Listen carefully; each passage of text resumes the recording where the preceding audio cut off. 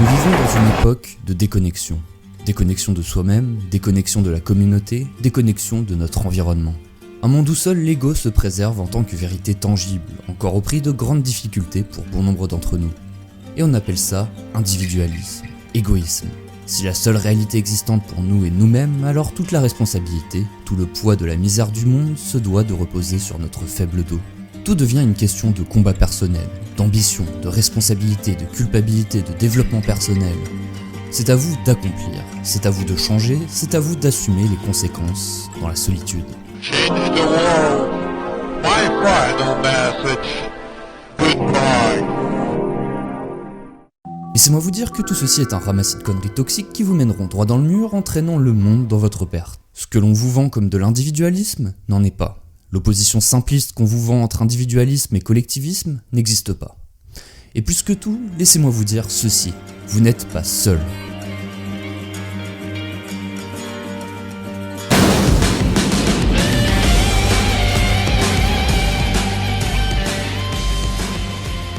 Le premier conseil que j'ai à vous proposer est le suivant, cultivez votre individualité.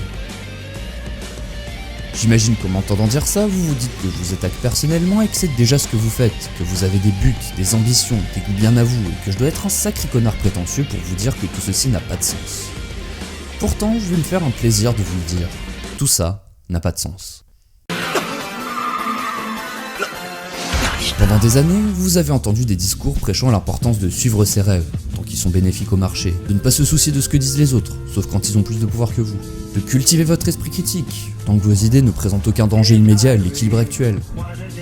Devant l'impossibilité de vous créer une véritable identité face aux grandes instances de ce monde, vous décidez de vous rabattre sur vos frères, sœurs, amis, voisins, collègues et camarades.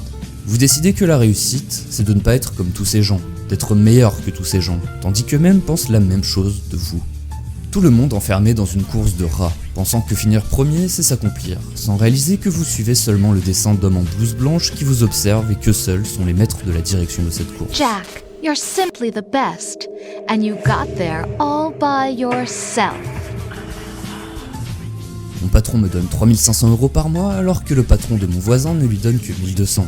Je suis sûrement plus avancé que lui, dit le rat de laboratoire sans se rendre compte qu'il a tout autant un patron que son compère. On finit par voir l'autre comme un concurrent, un obstacle, sans hésiter à lui mettre des bâtons dans les roues pour prendre sa place et devenir soi-même le roi ou la reine du circuit en carton-pâte sous un dôme de plexiglas. Ce n'est pas cultiver son individualité, c'est se faire isoler. Cultiver son individualité, c'est refuser de prendre part à cette farce. Évidemment, les choses étant ce qu'elles sont, vous avez besoin d'un travail pour vivre et pas nécessairement l'opportunité de vous mettre à votre compte actuellement. Vous ne pouvez pas fomenter une révolution seul et les autres continueront à vous voir comme une menace potentielle. Cependant, rien n'est perdu et vous avez toujours la possibilité de faire un certain nombre de choses à votre niveau pour vous en affranchir le plus possible.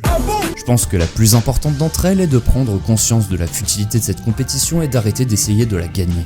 Plutôt que d'essayer d'arriver premier, cultivez des intérêts, des compétences et des habitudes de vie qui ne vous mettent en concurrence avec personne. Travaillez sur vous-même non pas pour être meilleur que votre voisin, mais pour être meilleur que la personne que vous étiez dans le passé. Laissez votre voisin en dehors de ça. Laissez-le faire sa vie. Il n'a aucune influence sur vos entreprises et il n'est pas votre concurrent, vu que vous êtes le seul dans votre propre course. Combattez vos faiblesses, luttez contre vos mauvaises habitudes, progressez dans ce qui vous intéresse vraiment, apprenez de nouvelles choses, sortez de vos zones de confort et à terme vous vous rendrez compte que vous ne verrez plus les autres comme une menace, mais comme une ressource potentielle dans votre quête personnelle. Et c'est ainsi qu'on arrive à mon deuxième conseil. Unissez-vous par affinité. Votre quête vous fera prendre compte bien assez tôt que certains obstacles à votre progression finissent invariablement par se dresser et qu'il y a une limite à ce que vous pouvez accomplir seul.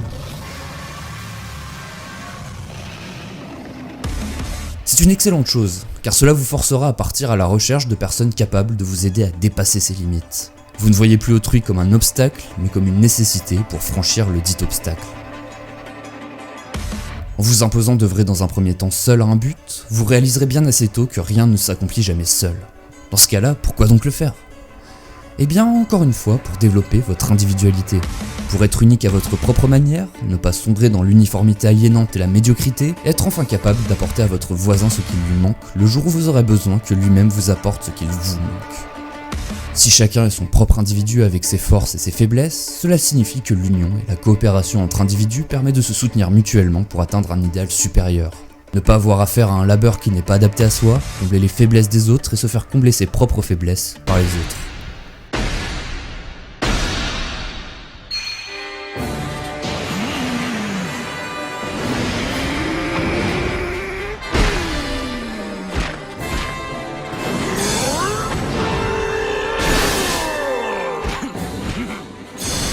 Incredible valor! Respectable muscles!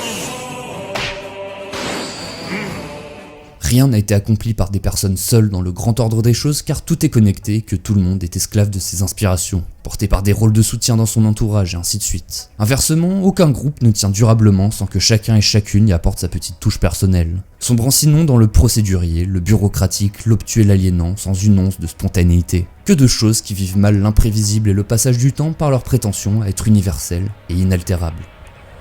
Heureusement, rien n'est par essence universel et inaltérable. Tout est fluide, impermanent, en mouvement constant, marqué de cycles d'évolution et de révolution et de naissance et de mort à chaque instant. Les procédures, règles et processus ne devraient jamais être une fin en soi, sinon seulement le fruit d'un commun accord en évolution perpétuelle entre tous les membres du groupe. Personnellement, j'aime voir les relations humaines comme des contrats basés sur le consentement, rompus à partir du moment où les deux parties n'y ont plus quelque chose à gagner, peu importe ce qu'est ce quelque chose pour chacune d'entre elles. Ne pas s'imposer de liens stériles et faux sous le poids de la pression sociale et des valeurs, partir chacun de son côté quand l'entente ne tient plus, et partir à la recherche d'un nouvel accord commun, à la recherche de nouvelles affinités.